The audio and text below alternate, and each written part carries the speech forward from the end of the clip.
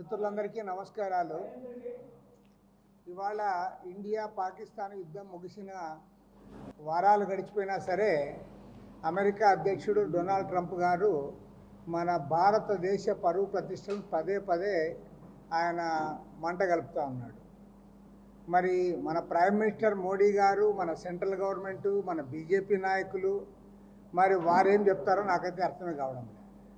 నిన్న అక్కడ G7 country ఆ మీటింగ్ పోయినప్పుడు మోడీ గారు ప్రెసిడెంట్ గారితో మాట్లాడితే 35 నిమిషాలు మాట్లాడాడు, అనేక విషయాలు మాట్లాడారు. మన ప్రైమ్ మినిస్టర్ చాలా స్పష్టంగా ఆయన ఫోన్లో చెప్పాడు, అదేమంటే మాకు మధ్యవర్తిత్వం అవసరం లేదు, పాకిస్తాన్ రిక్వెస్ట్ మేరకే మేము యుద్ధాన్ని ఆపామని చెప్పి చాలా చక్కగా వివరించాడు ప్రైమ్ మినిస్టర్ గారు అని చెప్పి మన ఫారిన్ సెక్రటరీ చెప్తా ఉన్నాడు. కానీ ట్రంప్ మాత్రం మరింత క్లియర్గా చెప్తా ఉన్నాడు. ఆయన అసలు మరి ఏమాత్రం కూడా డౌట్ రాకుండా ఆయన చెప్పింది ఏమంటే, I think Modi is a fantastic man, we're going to make a trade deal with Modi of India, but I stopped the war between Pakistan and India. ఆయన ట్రంప్ పదే పదే I stopped the war between Pakistan and India. అదే మీకు ఏమన్నా సిగ్గవుతా ఉందా అని అడుగుతా ఉన్నా. ప్రైమ్ మినిస్టర్ నరేంద్ర మోడీకి కానీ, లేదా డిఫెన్స్ మినిస్టర్కి కానీ, మన సెంట్రల్ గవర్నమెంట్కి కానీ, లేదా బీజేపీ నాయకులకు కానీ మీకేమన్నా కొద్దిగన్నా సిగ్గు ఎగ్గు ఉందా అని అడుగుతా ఉన్నా. ఆయన పదే పదే చెప్తా ఉన్నాడు, అసలు చిన్న చిన్న దేశాలు రష్యాకి ఉక్రెయిన్కి యుద్ధం జరిగితే జెలెన్స్కీని పక్కన కూర్చోపెట్టుకుని మాట్లాడితే ట్రంప్ ఎదురుగానే జెలెన్స్కీ ఎదురు తిరిగాడు. తర్వాత ఇప్పుడు ఇజ్రాయెల్ ఇరాన్ యుద్ధంలో కూడా ఇరాన్ వాళ్ళు చాలా మేము భయపడేది లేదు, ట్రంప్కి కూడా భయపడము, అయితే అవసరమైతే అమెరికాకు కూడా చేస్తామని చెప్తున్నారు. 146 కోట్ల జనాభా కలిగిన భారతదేశము అసలు ముందు నుంచి కూడా ఒక స్వతంత్ర ప్రతిపత్తితో ముందుకు పోతున్న సందర్భంలో జమ్మూ కాశ్మీర్ ఇష్యూలో కానీ, ఇండియా పాకిస్తాన్ మధ్య ఏ ఇష్యూ వచ్చినా మేము బైలేటరల్గానే సెటిల్ చేసుకుంటాము, మాకు థర్డ్ పార్టీ ఇంటర్ఫియరెన్స్ అవసరం లేదని ముందు నుంచి కూడా చెప్తా ఉన్నారు. ఇందిరాగాంధీ కాలంలో ఆమె చాలా స్పష్టంగా చెప్పింది. మన్మోహన్ సింగ్ గారు అమెరికా గడ్డ మీద చెప్పారు ప్రైమ్ మినిస్టర్గా ఉన్నప్పుడు. మరి మోడీ గారు వీళ్ళు సంజాయించుకుంటా ఉన్నావు, తర్వాత మోడీ గారికి మరి ఇన్నాళ్ళకి టైం దొరికింది అని నేను అడుగుతాను. అమెరికా అధ్యక్షుడు చెప్పిన వెంటనే నువ్వు ఖండించాలా? ఆయన ఇప్పటికి పదే పదే చెప్తానే ఉన్నాడు, ఆయన 10 సార్లు చెప్తానే ఉన్నాడు. ఆయన నిన్న కూడా మేము ఫోన్ చేశాడు, మాట్లాడినాడు, మీరు చెప్పినాక కూడా మళ్ళీ ట్రంప్ గారు చెప్తా ఉన్నారు. సరే, 146 కోట్ల జనాభా కలిగిన ప్రపంచంలోనే అత్యధిక జనాభా కలిగిన భారతదేశం, అణ్వస్త్రాలు కలిగిన భారతదేశం, ఇవాళ ట్రంప్ ఒక్క మాట అది కూడా ఏమంటున్నాడు, ఆయన నేనేదో చెప్పి కన్విన్స్ చేసినానని కాదు, మీతో వ్యాపార సంబంధాలు బంద్ చేస్తాం, వాణిజ్య లావాదేవీలు ఉండవు అని చెప్పిన తర్వాత పాకిస్తాన్ ప్రభుత్వము ఇండియా ప్రభుత్వము దారికి వచ్చినాయి, వాళ్ళు యుద్ధాన్ని ఆపారని చెప్పారంటే ఇంతకంటే ఒక భారతీయుడుగా సిగ్గుపడాల్సిన అంశం ఇంకోటి ఉందా అని నేను అడుగుతాను. ప్రతి ఒక్క భారతీయుడు కూడా, ఒక జర్నలిస్టు కానీ, ఒక రాజకీయ నాయకుడు కానీ, ఒక రైతు కానీ, ఒక కార్మికుడు కానీ, ఒక సైనికుడు కానీ, ప్రతి ఒక్కరు కూడా సిగ్గుతో తలదించుకునే పద్ధతుల్లో ఇవాళ అమెరికా అధ్యక్షుడు మన పరువు తీస్తూ ఉంటే బీజేపీ నాయకులు ఎక్కడ పోయినారని నేను అడుగుతా ఉన్నా. కాబట్టి మొత్తం జాతికి ప్రధాని నరేంద్ర మోడీ గారు క్షమాపణ చెప్పాలి. We demand apologies from the Prime Minister of India, Mr. Narendra Modi.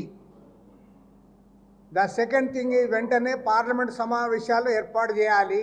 ఇప్పుడు జూన్లో ఇస్తాం, ఆగస్టు కాదు, ఇప్పుడు వెంటనే పార్లమెంట్ సమావేశాలు ఏర్పాటు చేసి అసలు ఏం జరిగింది, నీవు విదేశాల్లో ప్రచారం చేయడానికి పార్లమెంట్ మెంబర్స్తో టీంలు పంపుతున్నావు, కానీ పార్లమెంట్ సమావేశాలు పెట్టవు. అసలు ఏం జరిగిందనే దాన్ని వివరించడానికి పార్లమెంట్ సమావేశాలు పెట్టమని దేశవ్యాప్తంగా ప్రతిపక్షాలని డిమాండ్ చేస్తూ ఉంటే నువ్వు పార్లమెంట్ సమావేశాలు పెట్టవు.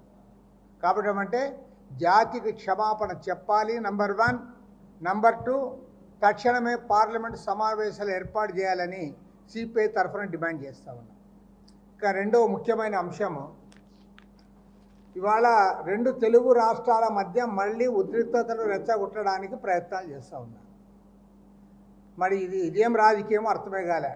నిన్న హైదరాబాదులో తెలంగాణ ముఖ్యమంత్రి రేవంత్ రెడ్డి గారు ఆయన సమావేశం ఆల్ పార్టీ మీటింగ్ పెట్టాడు.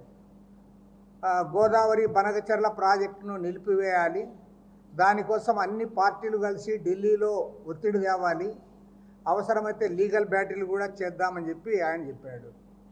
మరి రేవంత్ రెడ్డి గారు ఇక్కడ ఆయనకి మన మార్కులు పడతాయి అనుకున్నాడేమో. మరి కిషన్ రెడ్డి అక్కడ సెంట్రల్ మినిస్టర్ బీజేపీ రాష్ట్ర అధ్యక్షుడు, ఆయనేమో ఒకేసారి పోయి అక్కడ కన్సర్న్ మినిస్టర్ జలవనరుల శాఖ మంత్రిని కలిసి దీనిపైన మీరు యాక్షన్ తీసుకోవాలి, ఆ రెండు రాష్ట్రాల కనీసం ఆ మాటను అన్నాడు ఆయన, రెండు రాష్ట్రాల ప్రయోజనాలు తినకుండా చూడాలని చెప్పాడు. ఇంకా బీఆర్ఎస్ వాళ్ళు పుట్టిందే అది కాబట్టి యాంటీ ఆంధ్ర సెంటిమెంట్ కాబట్టి వారు ఒకవైపు ప్రచారం చేస్తూ ఉన్నారు. నేను అడుగుతూ ఉన్నా, మరి వారు ఏం మాట్లాడుతూ ఉన్నారో వాళ్ళకి ఏమన్నా క్లారిటీ ఉందో లేదో నాకైతే తెలియదు. ఏమీ సమాచారమే లేనట్లు ఏదో ఒక లేమెన్ మాట్లాడుతున్నారు. ఎవరు? రేవంత్ రెడ్డి, కిషన్ రెడ్డి, బండి సంజయ్, తర్వాత బీఆర్ఎస్ నాయకులు హరీష్ రావు అందరూ కూడా అసలు లేమెన్ అంటే ఏమీ తెలియదు వీళ్ళకి. నీళ్ళు గురించి, నదుల గురించి, ప్రాజెక్టుల గురించి తెలియని వాళ్ళు మాట్లాడుతూ అంటారే, అట్లా మాట్లాడుతున్నారు వాళ్ళు. అరే మామూలు సాధారణ మనిషిని అడిగినా తెలుస్తుంది. ఇవాళ గోదావరి నది నుంచి ప్రతి సంవత్సరం కూడా వందల వేల టీఎంసీల వాటరు సముద్రంలోకి పోతూ ఉంది. దాదాపు 3000 టీఎంసీల వాటరు సముద్రంలోకి పోతూ ఉందని చెప్పి అందరం కూడా అంచనాకు వచ్చారు. అది ఏదో రాజకీయ పార్టీల అంచనా కాదు, అది ఇరిగేషన్ అధికారులు వాళ్ళు అక్కడ చెప్పి లెక్క చేసి చేస్తున్నది. ఆ లెక్కలు ఆంధ్ర గవర్నమెంట్తో ఉంటాయి, తెలంగాణ గవర్నమెంట్తో ఉంటాయి, సెంట్రల్ వాటర్ కమిషన్ వాళ్ళతో కూడా ఆ లెక్కలు ఉంటాయి. మీరు ఆ లెక్కలు చూసుకొని అరే 3000 టీఎంసీలు సముద్రంలోకి వృథాగా పోతున్న నీళ్లలో ఇవాళ ఆంధ్రప్రదేశ్ ప్రభుత్వం ప్రతిపాదిస్తున్నదేమి, రోజుకు 2 టీఎంసీల చొప్పున 200 టీఎంసీలు తీసుకుంటాం, ఇంకా 2800 టీఎంసీలు సముద్రంలోకి పోతానే ఉంటాయి. మీరు దాని గురించి మాట్లాడకుండా అరే ఆ చర్చలు చేసి ఆంధ్ర గవర్నమెంట్ మాట్లాడచ్చు, తెలంగాణ లేదంటే సెంట్రల్ వాటర్ కమిషన్ వాళ్ళ దగ్గర కూర్చొని మాట్లాడచ్చు, ఏం తప్పే లేదు. అన్ని విషయాలు తెలిసి ఉండి కూడా ఏమీ తెలియని ఒక లేమ్యాన్ మాట్లాడినట్లు మేము ప్రాజెక్టును అడ్డుకుంటామని చెప్పి వాళ్ళు చెప్తారు. దీనికి అనుమతించకూడదు, దీన్ని అడ్డుకుంటామని వారు చెప్తారు. వారికి పూర్తి భిన్నంగా వయసు వరుస మన దగ్గర ఉండేవాళ్ళు, వాళ్ళేమో అన్ని పార్టీలు రాండి, అందరు రాండి, నిపుణులు రాండి, అందరు కలిసి మాట్లాడుకొని మనం అందరం కలిసి తెలంగాణ తరఫున ఇది చేసుకోవాలి అని వాళ్ళు చేస్తూ ఉంటే మన దగ్గరేమో దానికి పూర్తి వయసు వరుస. గతంలో జగన్మోహన్ రెడ్డి ఉన్నప్పుడేమో జగన్మోహన్ రెడ్డి ఉండే ప్రతిపక్షాలతో మాట్లాడేవాడు కాదు. ఆయన హైదరాబాద్లో పోయి కేసీఆర్తో విందు పొందు చేసుకొని అక్కడ మాట్లాడొస్తాడు తప్ప ఇక్కడ ఎవరితో మాట్లాడలే. పోన్లే చంద్రబాబు నాయుడు సీనియర్ పాలిటీషియన్, మీకేమైంది? మీరైనా సరే ఇవాళ రాష్ట్రంలో దాదాపు 82,000 కోట్ల రూపాయలతో ప్రతిపాదించే ప్రాజెక్టు అతిపెద్ద ప్రాజెక్ట్ అని మీరే చెప్తా ఉన్నారు. మరి అన్ని ప్రాంతాలకు ఉపయోగపడే ప్రాజెక్ట్ అని చెప్తా ఉన్నాం. అరే మరి ఇంత ప్రముఖమైన విషయాన్ని అన్ని పార్టీలకు వివరించి ఆల్ పార్టీ మీటింగ్ పెట్టి ఇట్లా పలానా ప్రాజెక్ట్ టేకప్ చేయాలనుకున్నామనే విషయం మీరు చెప్పొచ్చు కదా, అందులో తప్పేముంది? అన్ని పార్టీలు కూడా వారు కూడా దానికి వివరాలు ఇస్తే దానిపైన వారు కూడా స్పందిస్తారు కదా. కాబట్టి ఏమంటే ఇది సరైంది కాదు. ముఖ్యమంత్రి గారి ఏకపక్ష వైఖరిని తీవ్రంగా ఖండిస్తూ ఉన్నాం. ఫస్ట్ చంద్రబాబు నాయుడు గారు ఇవాళ 82,000 కోట్లతో మీరు ప్రతిపాదిస్తే అది కంప్లీట్ అయ్యేలోగా ఖచ్చితంగా 2 లక్షల కోట్ల రూపాయలు అవుతుంది మినిమం. అంటే నువ్వు 2 లక్షల కోట్ల రూపాయల ప్రాజెక్టు కనీసం చెప్పడానికి కూడా ఇష్టం లేదు, ఎవరితో మాట్లాడమో నేనేం చేస్తాను మేమే అంటే అది కరెక్ట్ కాదు. కాబట్టి ముఖ్యమంత్రి గారిని డిమాండ్ చేస్తూ ఉన్నా, తక్షణమే గోదావరి బనకచెర్ల ప్రాజెక్టు విషయాలు, అదేవిధంగా రాష్ట్రంలో ఉన్న ఇరిగేషన్ ప్రాజెక్టులు, ఆన్గోయింగ్ ప్రాజెక్ట్స్ విషయాలపైన చర్చించడానికి అఖిలపక్ష రాజకీయ పార్టీల సమావేశాన్ని జరపాలని చెప్పి అందుకు నిపుణులను రైతు సంఘాల నాయకులను కూడా ఆహ్వానించాలని చెప్పి కూడా సిపిఐ తరఫున సీఎం గారికి విజ్ఞప్తి చేస్తూ ఉన్నాం. ఇక మూడవ ముఖ్యమైన విషయము, మరి భారతదేశంలో ఏ రాష్ట్రంలోనైనా ఇంత దోపిడీ ఉందో లేదో నాకైతే తెలియదు. మిగతా చోట్ల కూడా ఉండొచ్చు కానీ ఇది పరాకాష్ఠకు చేరుతుంది. ఇక్కడ ఈ కార్పొరేట్ కళాశాలలు, కార్పొరేట్ స్కూల్స్ పేరుతో మీకేమి నిబంధనలు వర్తించవా? మీకు గవర్నమెంట్ అంటే లెక్క లేదా? లేకపోతే గవర్నమెంటు మంత్రులు అందరూ మీ జోబులో ఏమైనా ఉన్నారా? జీవోలే మీరు అమలుపరచరు. ఇవాళ ఫీ రెగ్యులేటరీ కమిటీ ఉంటే ఆ నిబంధనలు మీకు పట్టించుకోరు. మీ ఇష్టానుసారం ఫీజులు పెడతారు, మీరే వసూలు చేస్తారు, మీ అంతకు మీరే అబ్రప్ట్గా పెంచేస్తారు ఫీజులు. తర్వాత వాళ్ళు చేరిన తర్వాత ఒక 6 నెలల తర్వాత ఫీజులు పెంచడం, లేదా 1 ఇయర్ కంప్లీట్ అయిన తర్వాత మళ్ళీ ఫీజులు పెంచడం. ఏదో కార్పొరేట్ కళాశాలకి ఏదో వాళ్ళే రాజులు, వాళ్ళకే రాజ్యాంగం వాళ్ళే రాసుకున్నట్లు ఏమాత్రం కూడా మీకు నిబంధనలు వర్తించావా? తర్వాత జీవో నంబర్ 1 ప్రకారము టెక్స్ట్ బుక్స్ కానీ, నోట్బుక్స్ కానీ, స్టేషనరీ కానీ అది మీరు అమ్మకూడదు అని చెప్పి క్లియర్గా జీవో నంబర్ 1 చెప్తా ఉంది. మీరే దొంగచాటుగా అమ్మడం కాదు, బాగా బ్రాండ్ వేసి అమ్ముతా ఉన్నారు. 30 రూపాయలు 60 రూపాయలకి, 60 రూపాయలు 120 రూపాయలకి మీరంతా డబుల్ ఛార్జ్ చేసి పక్కా ప్రజలను దోపిడీ చేస్తున్నారు. మీరు విద్యార్థుల తల్లిదండ్రులను వాళ్ళకు మాట్లాడడానికి అవకాశం లేకుండా మీరు పిల్లలు ఇక్కడ చేర్చిన పాపానికి మీరు ఇవన్నీ భరించాల్సిందే అనే పద్ధతులు మీరు చేస్తూ ఉన్నారు. దానిపైన ఏఐఎస్ఎఫ్ విద్యార్థులు కాలేజీ దగ్గర పోయి యాజమాన్యం దృష్టికి తేవడానికి పోతే పోలీసులు పెట్టి విద్యార్థులపైన దాడులు చేయిస్తూ ఉన్నారు. నిన్న ఏఐఎస్ఎఫ్ రాష్ట్ర అధ్యక్షుడు, సెక్రటరీ వాళ్ళందరిపైన కూడా మీరు దాడులు చేయించి పోలీసులతో, ఇది కరెక్టా అని నేను అడుగుతా ఉన్నా. కాబట్టి ఏమంటే నేను ఎవరికో కాదు, ఎలా యంగ్ మినిస్టరు, విద్యాశాఖ మంత్రి నారా లోకేష్, మీరు మొత్తం విద్యారంగంలో సంస్కరణ తెస్తానని చెప్పి మీరు ఇప్పటికీ పదే స్టేట్మెంట్ ఇస్తూ ఉన్నారు. బాగుంది, నేను మీ సంస్కరణ తర్వాత అమలు చేయండి, మాకేమో ఇబ్బంది లేదు. ముందు కార్పొరేట్ కళాశాలల దోపిడీని అరికట్టండి. పక్కా దోపిడీది. అరే మీరు ప్రభుత్వ జీవోలు వాళ్ళు పట్టించుకోరు, గవర్నమెంట్ అంటే లెక్క లేదు, ఆఫీసర్లు అంటే లెక్క లేదు, వాళ్ళకి మద్దతుగా మీ పోలీసులపై ఎప్పుడు ఆడ కాపలా కాస్తారు. ఇంకా వాళ్ళకి ఇంకా ఆడ సమస్య రాకముందుగానే పోలీసులు ఉంటారు. ఆడ పోలీసులకు వేరే పని లేదు, ఇదే పని అన్నట్లు. కాబట్టి ఏమంటే విద్యార్థులపైన దాడిని తీవ్రంగా ఖండిస్తూ ఉన్నాం. తర్వాత మంత్రి గారు స్పందించాలి. ఎందుకంటే మంత్రికి కూడా వీళ్ళు లొంగుతారో లేదో నాకైతే డౌటే. అంత స్థాయికి ఎదిగిపోయారు వీళ్ళు.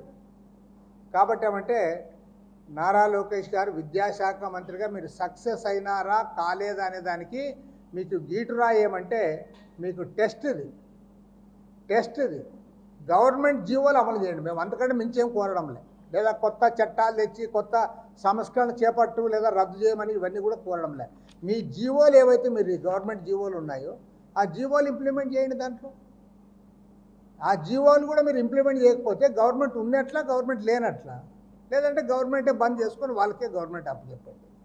కాబట్టి దీన్ని తీవ్రంగా తప్పుపడతా ఉన్నాం, ఖండిస్తూ ఉన్నాం. మంత్రి గారు వెంటనే దీనిపైన స్పందించాలని చెప్పి సిపిఐ తరఫున డిమాండ్ చేస్తున్నాం. ఏది ఏమైనా దురదృష్టకర సంఘటన, చనిపోయిన వారికి, వారి కుటుంబాలకి సంతాపాన్ని తెలియజేస్తూ ఉన్నాం. గవర్నమెంట్ కూడా ఏమంటే ఒక ప్రతిపక్ష నాయకుడు అన్నప్పుడు కొన్ని కార్యక్రమాలు వాళ్ళు పెట్టుకుంటారు.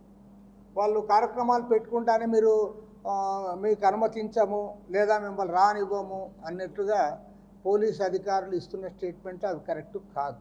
నేనేమంటే ఆ ఎస్పీ గారు వారు ఇచ్చిన స్టేట్మెంట్లు అవన్నీ కూడా చూస్తా అంటే అది కరెక్ట్ కాదు. ప్రతిపక్షాలు వారి ప్రోగ్రామ్స్ వారు పెట్టుకుంటారు, కానీ ప్రతిపక్షాలు కూడా లా అండ్ ఆర్డర్ ప్రాబ్లం దృష్టిలో ఉంచుకొని చేయాలి. అందులో ప్రధాన ప్రతిపక్ష నాయకుడు జగన్మోహన్ రెడ్డి కాబట్టి సహజంగా ఆయన కార్యక్రమం కూడా కొద్దిగా పెద్దగానే ఉంటుంది. కాబట్టి దాన్ని దృష్టిలో పెట్టుకొని పోలీసులు ఏర్పాట్లు చేసుకుంటే బాగుంటుంది.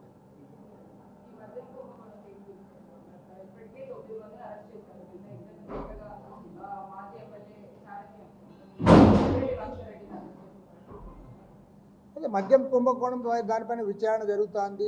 ఇప్పటికే పెద్ద వాళ్ళని తీసుకొని లోపల పెట్టారు.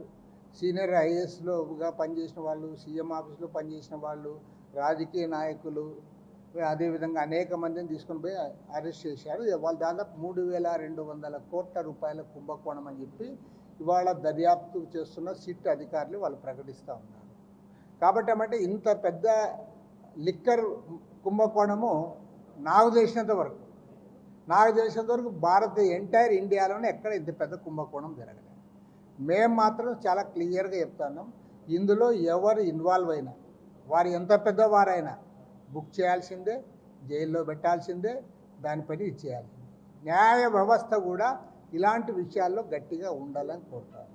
దురదృష్టం ఏమంటే న్యాయ వ్యవస్థ పైన ఎవరు మాట్లాడరు, కానీ నేను మాట్లాడాలదలుచుకున్నాను. అరే, వేల కోట్ల రూపాయల మైనింగ్ మాఫియా గాలి జనార్దన్ రెడ్డి ఇవాళ మళ్ళీ అప్పుడే బయట తిరుగుతున్నాడు. ఇంకా చట్టం పైన ఎవరికి గౌరవం ఉంటుంది? చట్టం పైన గౌరవం ఉండాలంటే తప్పు చేస్తే నాకు పనిష్మెంట్ ఇస్తారంటే ఎవరైనా భయపడతారు. అతను మొత్తం అటు కర్ణాటక గవర్నమెంట్, ఇటు ఆంధ్ర గవర్నమెంట్ని ఆడిచ్చాడు. తర్వాత రాజకీయ పార్టీలంతా కూడా ఇది చేశాడు. మొత్తం అన్ని డిపార్ట్మెంట్లు కూడా తన కంట్రోల్లో పెట్టుకొని వేల కోట్ల రూపాయల మైనింగ్ మాఫియా బళ్ళారి నుండి కృష్ణపట్నం వరకు కూడా అతను పెద్ద ఎత్తున ఇష్టారాజ్యంగా నడిపించాడు. అలాంటి వాడికి ఆ శిక్ష వేయడమే తక్కువ, 7 years ఎంతో అన్నారు. ఒక జీవితకాలం కాదు, ఒక 100 years చేయాలి అతను శిక్ష. అయినా కూడా ఆయన చేసిన పాపాలు పోవు. అట్లా వాడు ఇప్పుడు అప్పుడే మళ్ళీ హైకోర్టులో బెయిల్ తెచ్చుకున్నాడు, బయట పోయి తిరుగుతున్నాడు. కాబట్టి ఇలాంటి కార్యక్రమాలంటే ఎవరు భయపడడంలే, అధికారులు భయపడడంలే, రాజకీయ నాయకులు భయపడడం. ఒకరి తర్వాత ఎవరు అధికారంలో ఉంటే వాళ్ళు ఈ పనులు చేస్తూనే ఉన్నారు. కాబట్టి ఏమంటే సీరియస్గా స్పందించాలని చెప్పి నేను కోరుతాను. ఏదమ్మా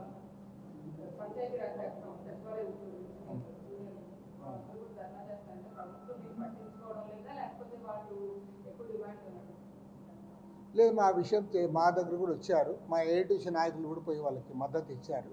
నేను కూడా విషయాలు తెప్పించుకొని మినిస్టర్ గారికి ఉత్తరం రాస్తాను. నేను ఏంటంటే ఆయన పాకిస్తాన్ ప్రేమించని, ఇరాన్ ప్రేమించని, ఎవరు ప్రేమించని మనకేం బాధ. మా కన్సర్న్ అంతా ఒకటే. అతను చాలా క్లారిటీతో చెప్తున్నాడు, ఇండియా పాకిస్తాన్ యుద్ధాన్ని నేనే ఆపాను. అది కూడా ఎట్లా ఆపానంటాడు, వాణిజ్య సంబంధాలు రద్దు చేస్తాను, వ్యాపార లావాదేవీలు ఉండవంటే ఇద్దరు దారికి వచ్చారని చెప్తాడు. మిగతా నువ్వు పాకిస్తాన్ ప్రేమించుకో, మాదేం పోతుంది. పాకిస్తాన్లో ఉన్న అది that is their internal affair, తప్పేం కాదు. ఆ కంట్రీకి ఉన్న పాలసీని బట్టి వాళ్ళు చేసుకున్నారు. కానీ నేననేది ఏమంటే మన ఇండియా వరకు చూసినప్పుడు ప్రపంచంలోనే అతిపెద్ద దేశము, తర్వాత మనకు ఒక పాలసీ ఉంది. మనము బైలేటరల్గా మనం మాట్లాడుకుంటాం తప్ప మూడవ వ్యక్తి యొక్క ప్రమేయం ఏనాడు కూడా చేయలేదు. ఇందిరాగాంధీ గారి కాలంలో లేదా ఏ ప్రైమ్ మినిస్టర్ కూడా ఒప్పుకోలేదు. ఈవెన్ వాజ్పేయి గారు ప్రైమ్ మినిస్టర్గా ఉన్నాడు, వాజ్పేయి గారు విదేశాంగ మంత్రిగా కూడా పనిచేశాడు. ఆనాడు కూడా ఇదే పాలసీ ఉంది. కానీ ఇవాళ మీరు వాజ్పేయి గారు ఉన్నప్పుడు ఏ పాలసీని ఆమోదించి అమలు చేశారో దాన్ని కూడా మీరు తుంగలో దొక్కుతూ ఉన్నారు. ఇవాళ ఈవెన్ ఇజ్రాయెల్ పాలస్తీనా విషయంలో కూడా మీరు గట్టిగా లేరు. ఇజ్రాయెల్కి లొంగిపోతూ ఉన్నారు, కుమ్మక్క అవుతూ ఉన్నారు. కాబట్టి ఒకవైపు ఇజ్రాయెల్తో కుమ్మక్క అవుతూ ఉన్నారు, అమెరికా అధ్యక్షునికి లొంగిపోతూ ఉన్నారు, విదేశాంగ విధానాన్ని కూడా మంట కలుపుతూ ఉన్నారు. భారతదేశ ప్రతిష్టను కూడా మీరు మంట కలిపారు. కాబట్టే ఇవాళ క్లియర్గా డిమాండ్ చేస్తూ ఉన్నాం, జాతికి క్షమాపణ చెప్పాలి, పార్లమెంటు సమావేశాలు ఏర్పాటు చేయాలి.